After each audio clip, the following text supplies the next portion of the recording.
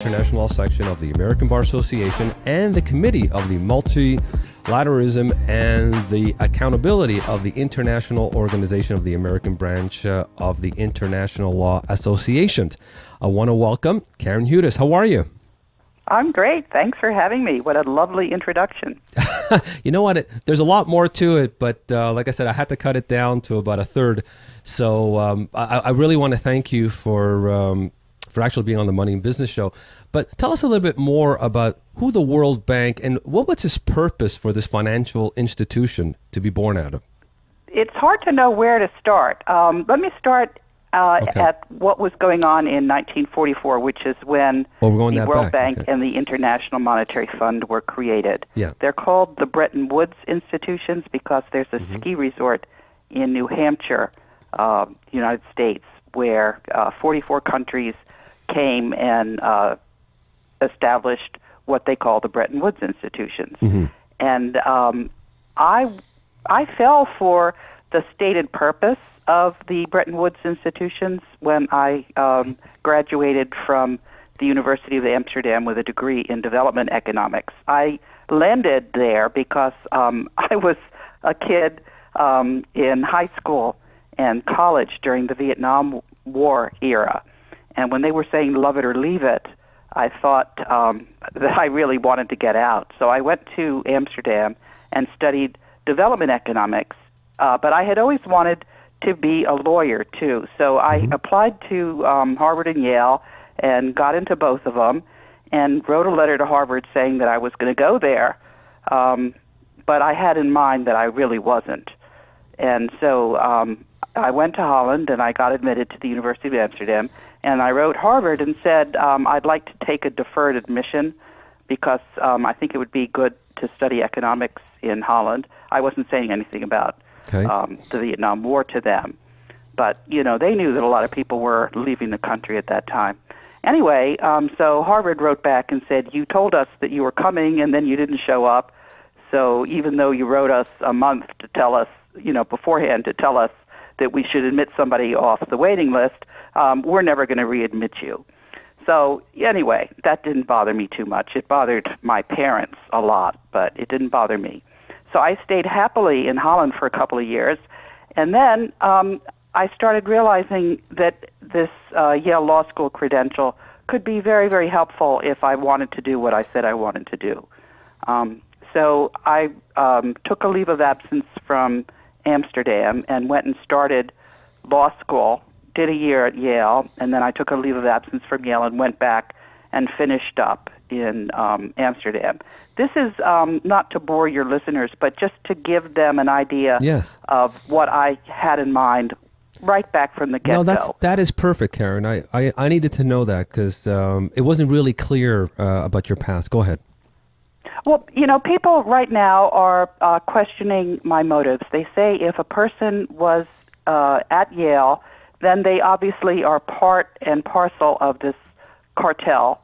And yet people have to know that what drew me to Yale was the fact that I figured that credential could serve me very well with what I had in mind. I've been remarkably consistent. So why the World Bank? Why the World Bank? It turns out that I was absolutely right about the World Bank because the real purpose for the World Bank was to make sure that the world's wealth that was being hidden by Ferdinand Marcos, who put the world's wealth on deposit for 50 years. From the Philippines, right? That's because he wanted to extinguish all rights of the what's known as the black nobility. Those are the rulers who have bloodlines that stretch all the way back, and those people think they're entitled to whatever is going on, whatever wealth there is, whatever is good, it belongs to them, and the rest of humanity is welcome to have the crumbs. And just so people have a good understanding about how these people move through space, they have dug all kinds of bunkers because they don't care if there's a nuclear holocaust. They will simply go into those bunkers. They've outfitted those bunkers and equipped them so that they think that they will be able to inherit the earth after there's a scorched earth and the rest of us are eradicated. Unbelievable. That's how they move. That's what they think. I thought the World Bank Group, had like two goals. This is what I was reading on their site. One was end extreme poverty by decreasing the percentage of people living on less than $1.25 a day, and still going on, and promote shared prosperity, for fostering the income growth of the bottom 40% for every country. Now, this hasn't happened. Actually, it's the opposite.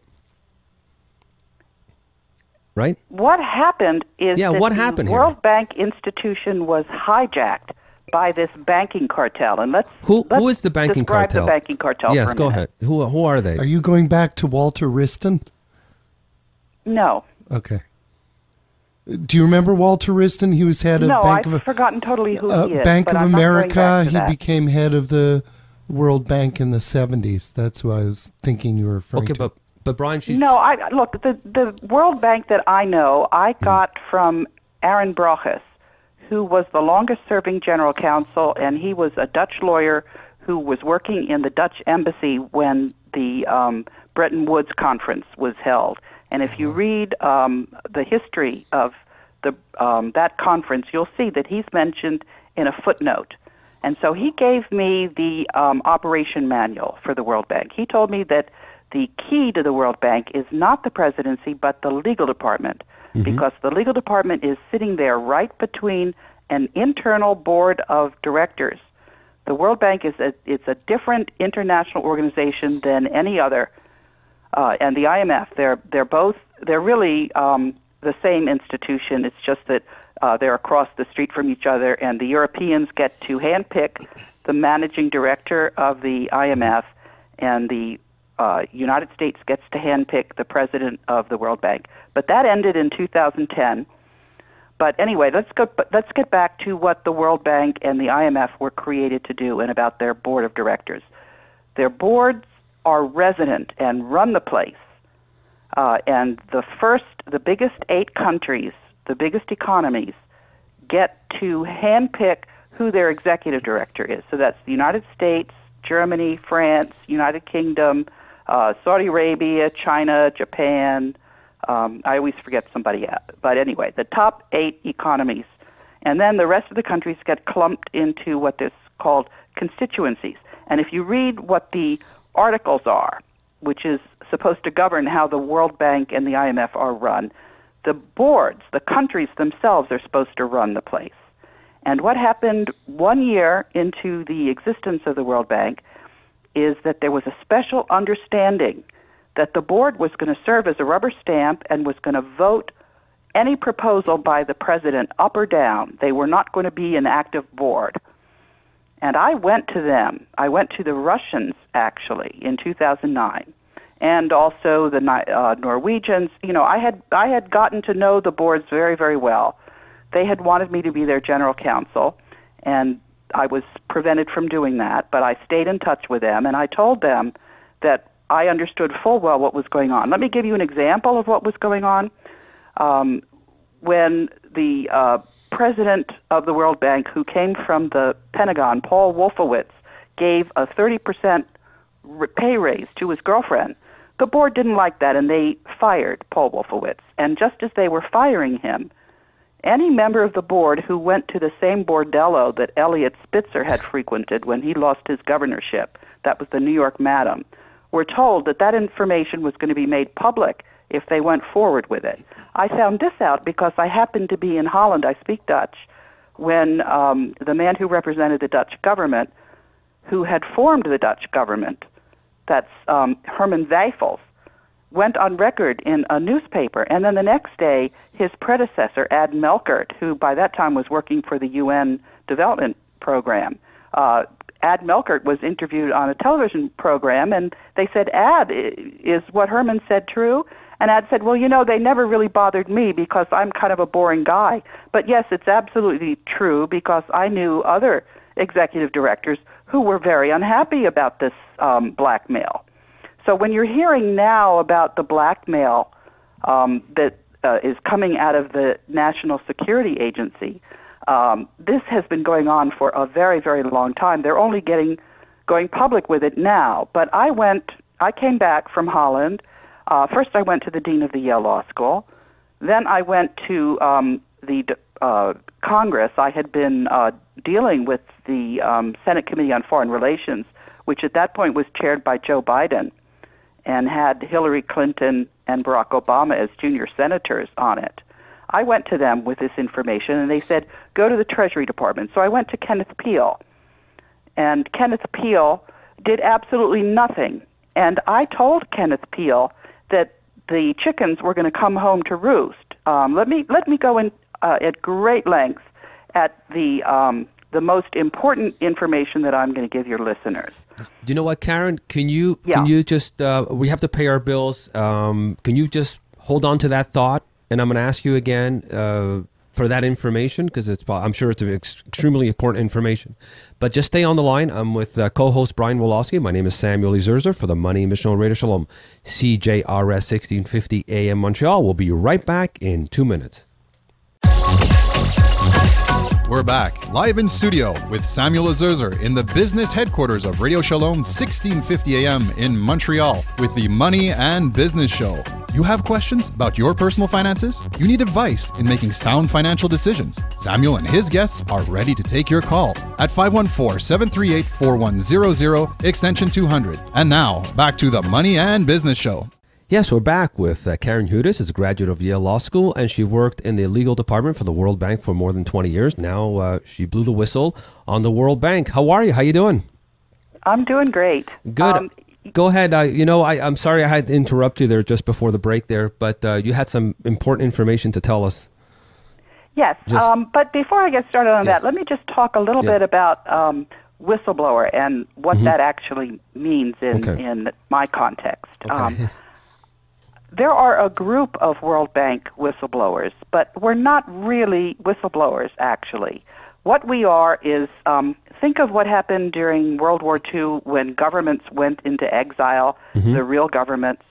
That's who the World Bank whistleblowers are. Because what I was telling you about what Aaron Brochus told me, he told me that the legal function in the World Bank has a very prominent role to play. And so when I was illegally fired against the advice of the U.S. Congress, by the time I was fired, I went up the corporate ladder. The thing about a whistleblower normally is that, they're viewed as people who can't really get along inside their companies, and they're disloyal and they're exposing the secrets of their companies. That's not the kind of whistleblower I am. Okay. A lawyer who works for a company that issues bonds on the capital markets, and the World Bank has $180 billion of bonds on the capital markets, is required to make sure that accurate financial information goes to the bondholders. That's their terms of reference. So you own a share? You own shares of that? Is that? I own a bond. Yes. No, do we all do? That's what I did. When I was fired illegally, I bought a bond. Oh, so you bought a bond. I sued the World Bank, and I sued the World Bank's accountants, KPMG. Okay, so they had no choice but to give you all that information, that audited information. Is that right? They had no absolutely no standing whatsoever to fire me, because the U.S. Congress told them in 2007 that they should not fire me. And then when I was fired against the wishes of the U.S. Congress, that's contempt. 3 senators asked for a Government Accountability Office audit, Senator Lugar, Leahy, and Bayh. And when GAO withdrew from that audit, I started writing the International Organization of Supreme Audit Institutions. As a bondholder, I went to the Serious Fraud Office of the United Kingdom. Okay. Now I've set the stage. Now let me tell you about this power transition model that I was talking about. But no, let me talk a little bit about the other World Bank whistleblowers. One of them is an architect. He was involved in when the World Bank was renovating its offices and warned everybody that there was a huge cost overrun coming. He was fired for his trouble. And when we included him in the list of World Bank whistleblowers, by now he's working on mega projects in China. He came back and he said, no, he said, I'm not a whistleblower. I simply did what it is that an architect on a large project is supposed to do. And that's exactly what I am. I did exactly what a lawyer inside an organization that issues bonds on the capital markets is supposed to do. So now the position that I have is not a whistleblower. The position that I have is promote rule of law in the international financial system, because the World Bank and the IMF sit in the very dead center of the international financial system. And Karen, let me ask you, how people like us, the little people, how we're supposed to fight this? There's no such thing as a little person. I mean, no, I'm not saying we're little. I'm just saying we're the masses, and, you know, they're just thugs, like you said. They're just thugs, and all right, nothing's going to stop them. Information. Yeah. Let's talk about information flow for a minute. And also, I want these thugs have bought all of the mainstream media, and they are trying to CNN, Fox the News? entire world. What, the CNNs of the world, the Fox News? Yes, but in the meantime, Murdoch, people have woken up to the fact that these thugs are gaming the system through inaccurate information in the mainstream media. So the mainstream media is, it's just losing its listeners. And when you have surveys as to how much credibility remains, not much. You now know that they have lost any credibility. That's why the Syrian conflict did not explode into World War III. That was what was on their agenda. And so we're just, we have taken over the credibility of the mainstream media. You should see the interviews that I've had. Let's talk a little bit about the interview that I had on Russia television today. I've been on there 3 times. One of the interviews was with Abby Martin. Now, how much coverage has mainstream media given to what I'm telling you? Did you say Russia? Television? Russian Today. They're on they're on YouTube all the time. You never see them? Yes. No. They have a very wide coverage in the United States. Yeah. And one of their broadcasters interviewed me, and then a few months later, fast forward to what was going on in the Ukraine. Yeah. She resigned on air. She said RTTV is propaganda. Yeah. And so, I just went to town on her. I said, no, RTTV is the only major TV station that told Americans what I'm telling them about this corruption. But why did she quit? I remember, I've seen that and I've read that. She did quit because she thought that it was just all propaganda by the Russians. No, that was just a total sham. Yeah. And so what she has done is she has discredited herself. She had a nice following. People thought she was somebody with integrity. But she was simply, not up to the task. I don't know whether she was threatened. I don't know what motivated her. Who knows? But surely she knew that the news that she was giving American citizens was far superior to anything. Let me tell you what's going on with me and the mainstream media. CNBC finally called me a couple of days ago and asked whether I wanted to go on their show. I said, of course, I'd love to. I've been waiting to hear from the mainstream media. Yeah. What is it you have in mind? They were going to put me on a panel of about 10 people. I was going to be given a 1-minute soundbite, and they were going to talk about whether or not the United States was a superpower anymore or not. So then I said, okay, you're going to give me 1 minute. Let me tell you what I can manage to say in 1 minute.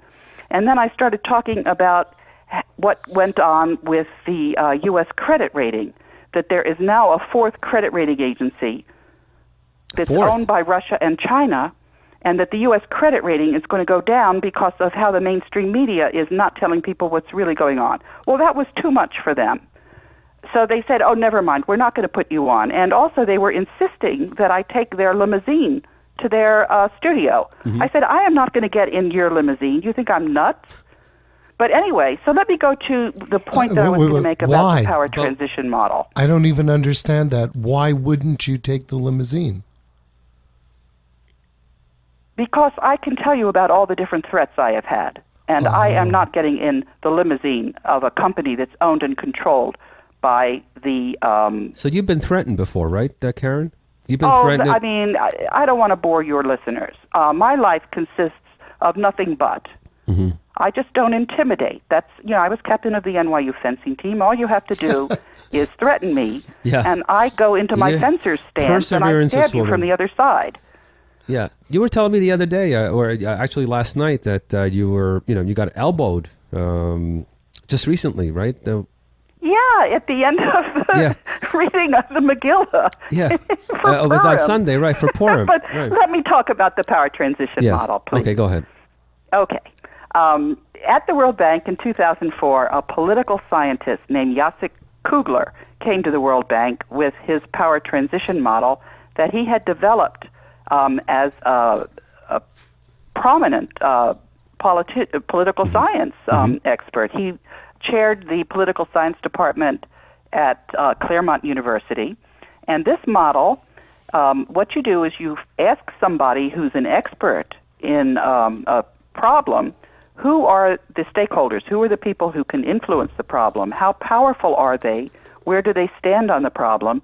And how distracted are they about this problem? Is this something that's, number one on their pile of things to do? Jacek called that salience. So I took Jacek to Ghana, and we modeled why a freedom of information law wasn't getting passed in Ghana. It turned out that the Germans were financing that project, and the Germans wanted a perfect law, and the Ghanaians weren't ready for a perfect law. So what you had was you were not going to get anywhere.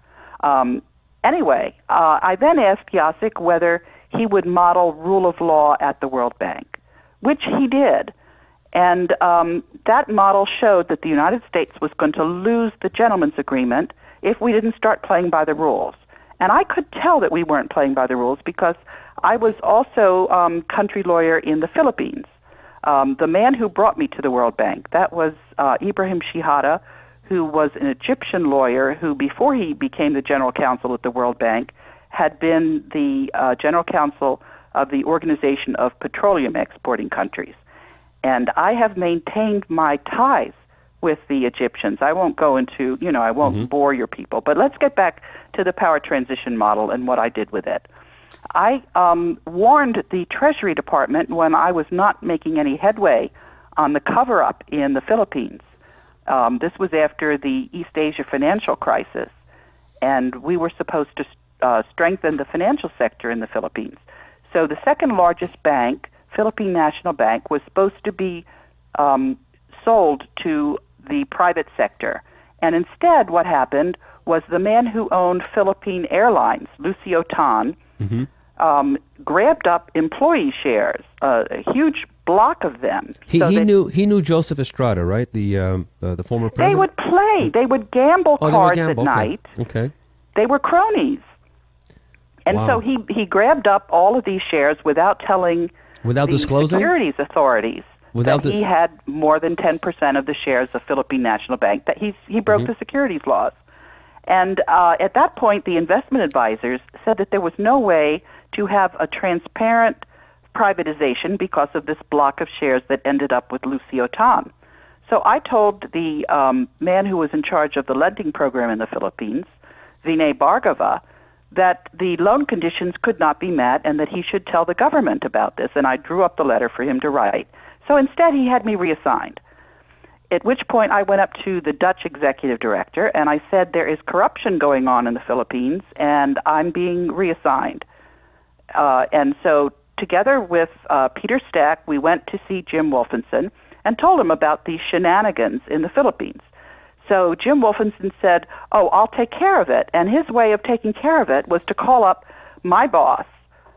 This fellow, my boss, had been hired because I told Larry Summers he was a good guy and should be hired. So when that happened, I went to Peter Stack and I said, this guy who's supposed to be the general counsel is aiding and abetting corruption instead, and he wouldn't have been hired if I hadn't told Larry Summers he was a good candidate. So that's when Peter Stack and I went to see Jim Wolfenson. Anyway, so Jim Wolfenson was the head of the bank at the time? Yes.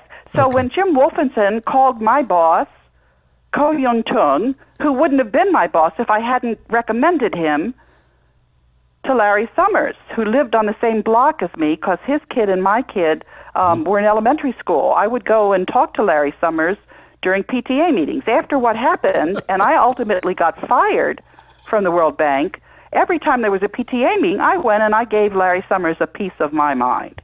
That guy couldn't go to a PTA meeting without me telling him about how terrible things were. He was definitely scared. But you know what, Karen, just hold on. We got to take a station break here again. I'm with Karen Hudes.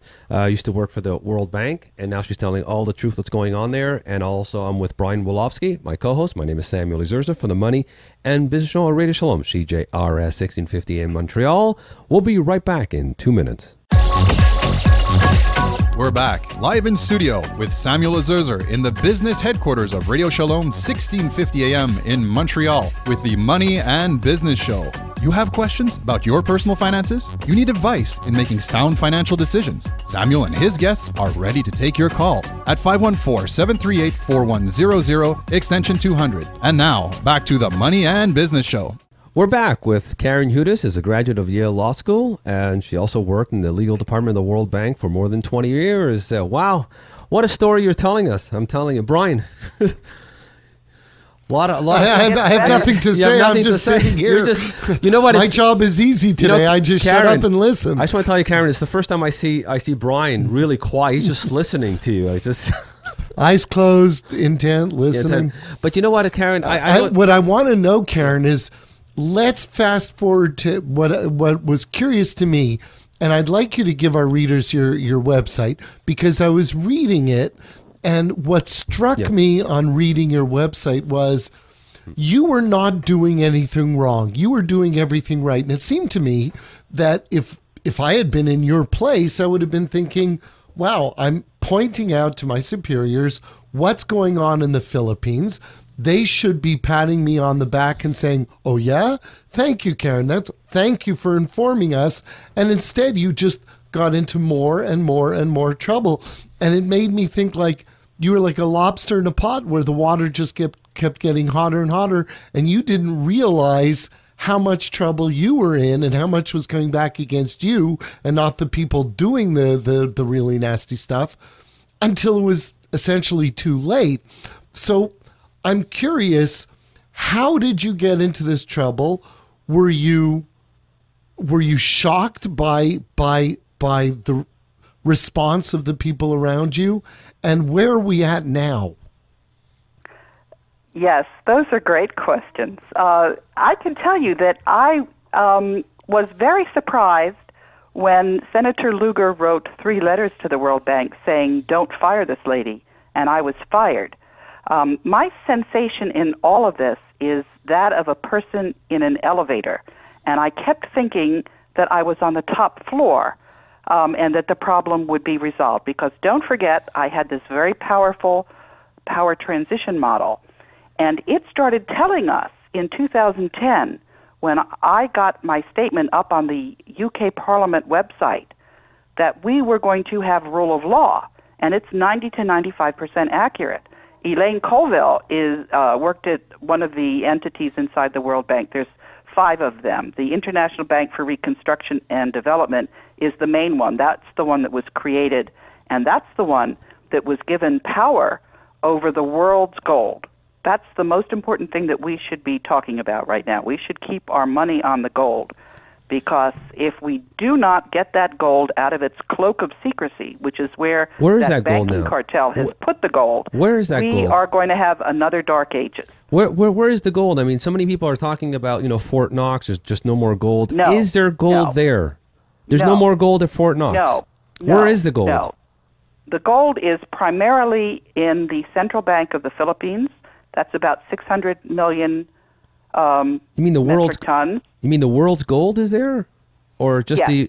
Yes, but there's also about more than 200,000 metric tons in the Union Bank of Switzerland, and then there's more gold that's buried in strategic places in the Philippines. In the Bank of International Settlements, is there any gold there too? Okay, the Bank of International Settlements are the thugs that Ferdinand Marcos stole the gold from, and then he put it under cloak of secrecy in these accounts for 50 years so that all of their legal claims would be extinguished. I'm telling people about what the law is, and I've been using the law. I've been using the securities laws, because if the World Bank financial statements are fiddled, then all of the bondholders, $180 billion worth of bondholders all over the world, have recourse against all of their ministers of finance. I've gone to all of the states I've gone to the attorneys general.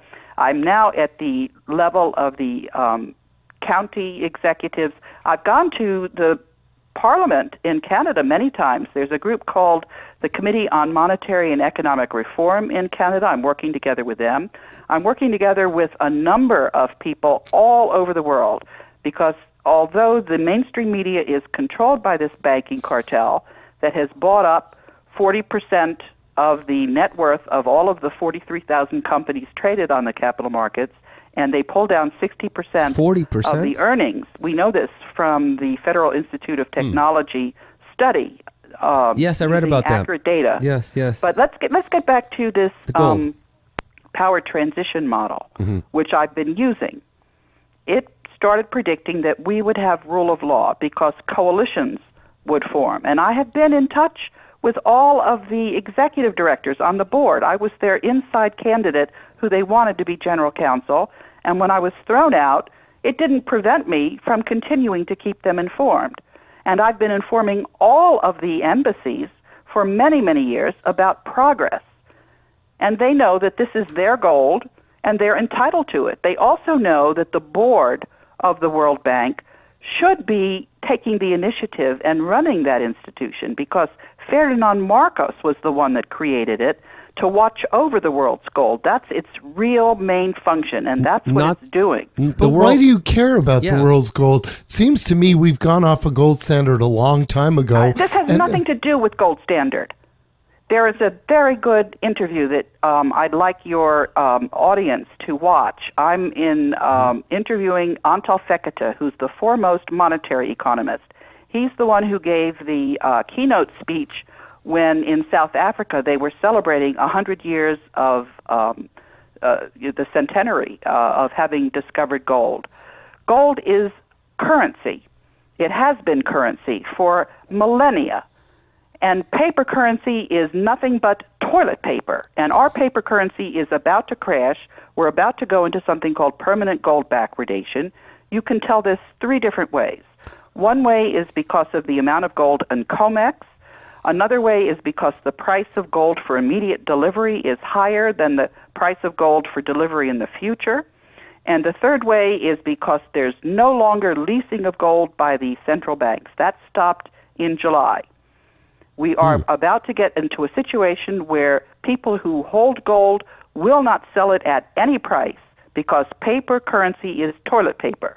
And unless and until we get the gold out, we are going to go back into the Dark Ages. That's what created the Dark Ages. You mentioned an interview. And we are on the edge. You mentioned an interview. Would people find it? Would they YouTube you? And what is this other person's name? Yes, his name is Fekete, F-E-K-E-T-E, and I'll send you the link for that interview. F-E-K-E-T-E, Fekete what? Yes, he's a Hungarian economist. He actually was a professor in, I think it's the University of Newfoundland in Canada for many, many years until he retired. So if people YouTube Karen Hudes and Fekete, F-E-K-E-T-E, we'll look that they up. should find this monetary discourse. I just wrote an article which has many links to the documentation that I'm citing. Yeah, what is your website? Let's get back to the power transition model. What's your website? Yeah, what is your website? So like that, our listeners can actually go and find it. Yes, my website is KAHUDES.net, and you'll see on there a contact page, and I answer all my emails. So if you have any questions, please let me know, and I'll be happy to give you the documentation. That's I am all about documentation. That's KAHUDES.net. .net. www. Karen, can you speak a little bit more about, you talk a little bit on the on your website and also in your YouTube videos. There's this war going on between currencies. Can you talk a little bit more what's going on? The race to the bottom, how everyone's trying to get their currency devalued. Well, the U.S. dollar is going to implode one of these days. We don't know. I mean, there's going to be two more implosions coming up. It's going to be the government debt, that's for sure, and there's going to be the U.S. dollar. We just don't know when. See, and I disagree with you. No, I know you Depends disagree on how quickly they grow their GDP. I said 5 things are going to happen. One of them was the stock market is going to collapse one day. It did, and but everyone knows that. And then you had the discretionary spending crashed also. and also you had the real estate. But there's two Brian more. and Sam, you're both wrong. We're both wrong. You're both wrong. Okay. There's not going to be any haircut. There's not going to be any currency war. I'm going to get back to the power transition model. Yeah. One of the things I did in 2008 was I spoke to the then senator of Nebraska, Chuck Hagel. Okay. And I told him about this model and the fact, I was very concerned about the fact that the United States kept shooting itself in the foot. Mm-hmm. And there was no need for that. And why was that? We were not doing what was in our security interest, because this power transition model, which you can read, said that the United States has got to maintain its alliance with its countries, such as Germany, such as Russia. And when we do that, the Chinese are going to sit and wait patiently for another 100 years before they assume power. Why would we irritate the allies that we need? It made no sense to me whatsoever. So what's the answer? I said to him, there was a book signing, one-on-one, in 2008. I said that the United States had to start working with our allies, that we were unilaterally shooting ourselves in the foot. And, of course, that's what we're doing with this quantitative easing. That's a fancy word. People use these words to bamboozle everybody. The printing of the money, right? Printing paper. Printing paper. It's just printing toilet paper. Okay. Why Toilet would we paper. unilaterally crash the dollar, which is what quantitative easing is doing? So what happened when Chuck Hagel became the Secretary of Defense was I went to the Inspector General of the Defense Department, and I said, there is a power transition model that's in your department, and I want to speak to those people. And so the very next week, I got an email from those people, and I started saying, why are we unilaterally surrendering our military might by creating a weak dollar? And at a certain point, those folks said, we don't want to be the middleman between you and Chuck Hagel. You find another way to talk to him. So I did. I've been dealing with Chuck Hagel in about 4 different ways. I've been using the public contact with the Defense Department. I've been using the person who's supposed to be the liaison with the U.S. Congress. I've been using Assistant Secretary Peter Verga, who is the liaison with the Homeland Security Department. And the reason I've done that is because 4 governors are on a special governors council that also deal with the Homeland Security via the Defense Department. And the co-chair is my governor, Martin O'Malley, in Maryland. I've been dealing with him, and I didn't let him off the hook either about the fact that he's not protecting people in Maryland who owned World Bank bonds. So I've been on top of all of these people because they are not representing the interests of the United States. They are representing the interests of the Vatican, the Black Pope. So that's who they're the serving. Jesuit. Yeah, the Jesuits. That's right. But I don't want to. And so I've been documenting all of that. Yes, I know. I've been reading a lot more what's happening. I mean, people are blaming the Jesuits for everything, and the money goes from Bank of America back to England and back to, I guess, to the Vatican. But why is the U.S. dollar being devalued, and why are they going that route? I mean, do they really want to make that one world order? Is that the end Well, the point is, game? That's not happening. That's not happening. I didn't mention that one of the other counterparts I'm going through is General Martin Dempsey, the chair of the Joint Chiefs of Staff. And Martin Dempsey had a town hall meeting on the 2nd of December. And John F. Kennedy had printed dollars issued directly by the Treasury Department, the Treasuries, which right. means that And we do not pay interest on our debt. And Abraham Lincoln as well. Exactly. And so when I asked Martin Dempsey why he was not accepting the offer of the authorized signatory, there's a German lawyer banker who has become the authorized signatory of the gold that's in the collateral account, and he has allocated 170,500 metric tons of gold to underpin U.S. dollars that are printed and uncut also in this collateral account, which the World Bank and the IMF are supposed to be supervising. So Martin Dempsey ducked my question on the 2nd of December. So I reiterated that question on the 14th of March when he had a second town hall meeting. He ducked that question as well. Veterans Today erased my question from their comment section, and so I wrote a letter to the editor saying, whose interests are you serving, veterans, today, if you're erasing my question? So this time they left the question up, and I put a lot of information in my question, including the fact that Martin Dempsey is a Knight of Malta, and also talking about the Inspector General who did not reinstate Major General Michael Carey, commander of the 20th Air Force, who was fired under a pretext. Why was Major General Michael Carey fired? He was fired together with Vice Admiral Tim Giardina, in charge of the Navy's nuclear arsenal. What these heroes did was they prevented a nuclear device from detonating over Charleston. They had it detonate instead 600 miles off the coast. When did and this they were happen? fired for that. That was October 8th. That was last year, right? When Obama fired a few generals? Right. And I asked John T. Reimer why he was allowing these generals to be fired illegally. And John T. Reimer is also a Knight of Malta. So I got a phone call from somebody in the currently. What does that mean, Knight of Malta? Who is the Knight of Malta? Sorry. You keep saying that. What does that mean? What's the implication? Okay. Everybody gets all confused when I talk about the Jesuits. They say all of these people are simply priests, and how could priests be running the United States? The way they do it is they set up these secret societies. Remember Kennedy's speech about secret societies? The Knights of Malta are one of the secret societies. There's a whole alphabet soup of them. There's Knight of Equestrian Order of Holy Sepulchre of Jerusalem. There's Sacred Military Constantinian Order of St. George. These are all little secret societies. The skulls. Order of the Garter. Yes. I mean, this is all alphabet soup, but people, when they become members of these groups, they have a huge ascent to their careers.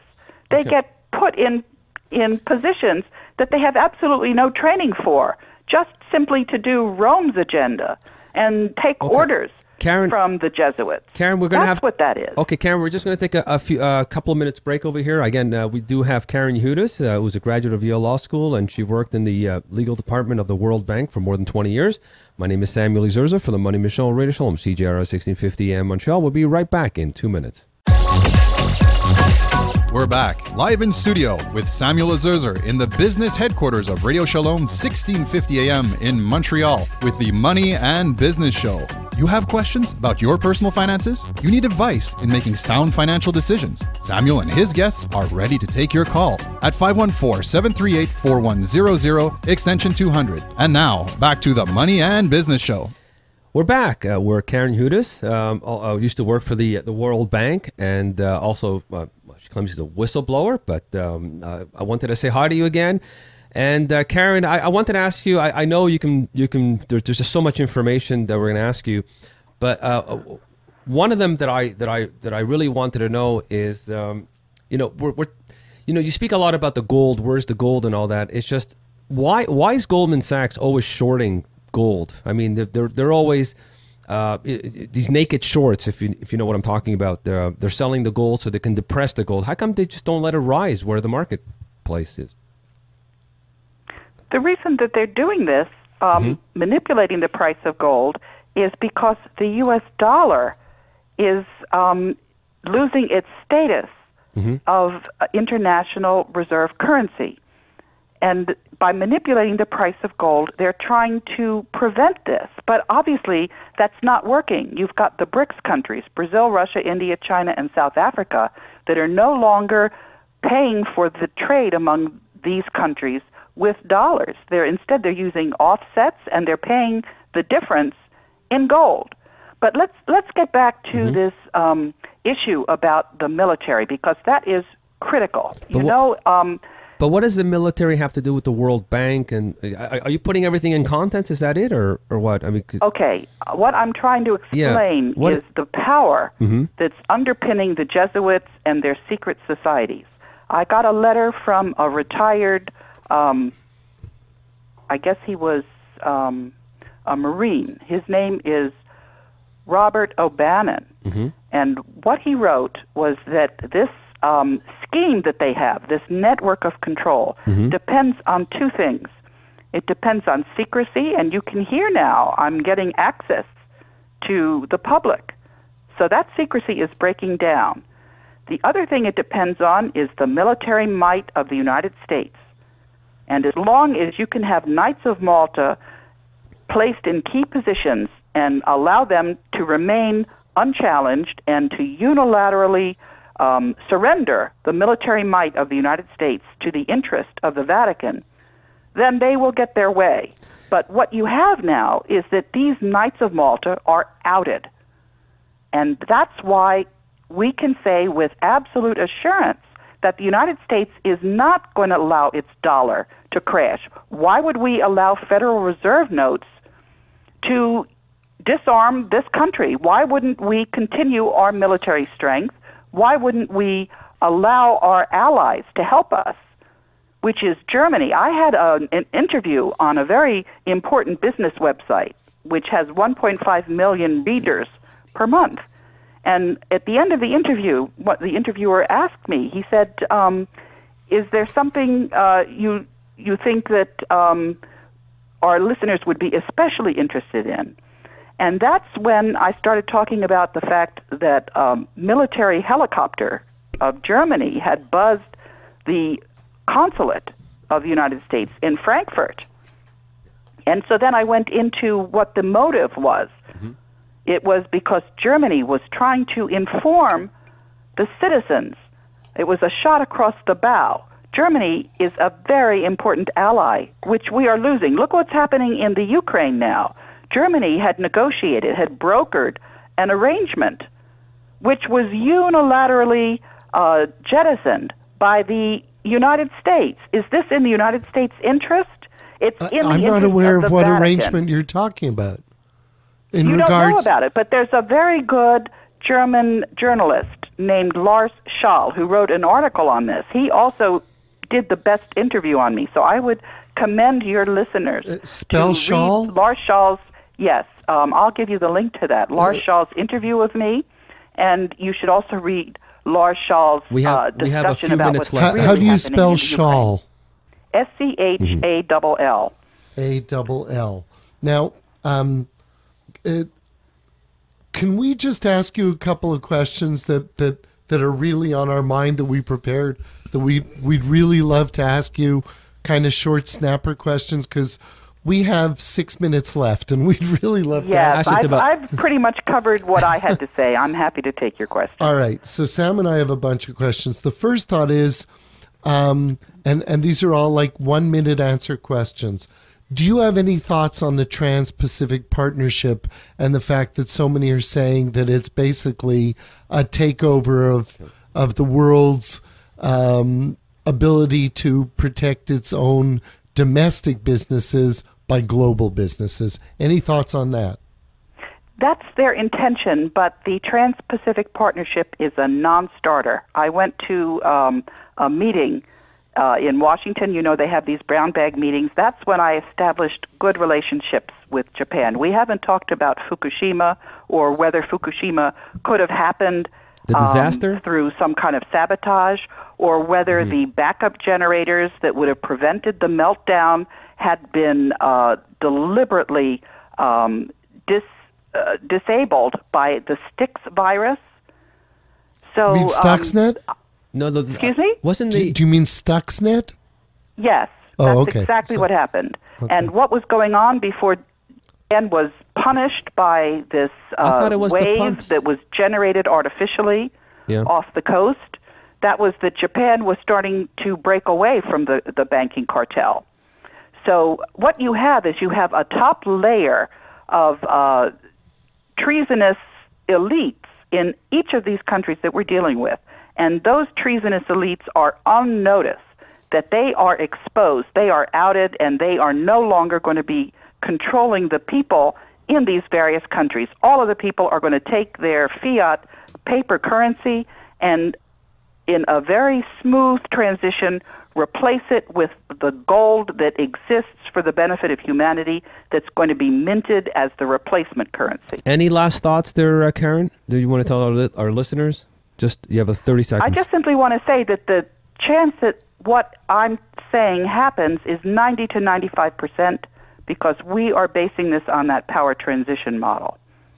Okay, well, I want we're right on course for this. Karen, I'd love to have you again.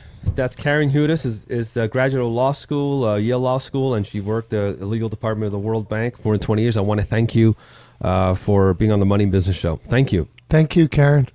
Thank you, Karen. Thanks, Brian and Sam. Thanks for having me. Thank you. Again, my name is Samuel E. Zerzer for Brian Wolofsky for the Money and Business Show, Radio Shalom, CJRS 1650 AM Montreal. Happy capitalism, and God bless you all.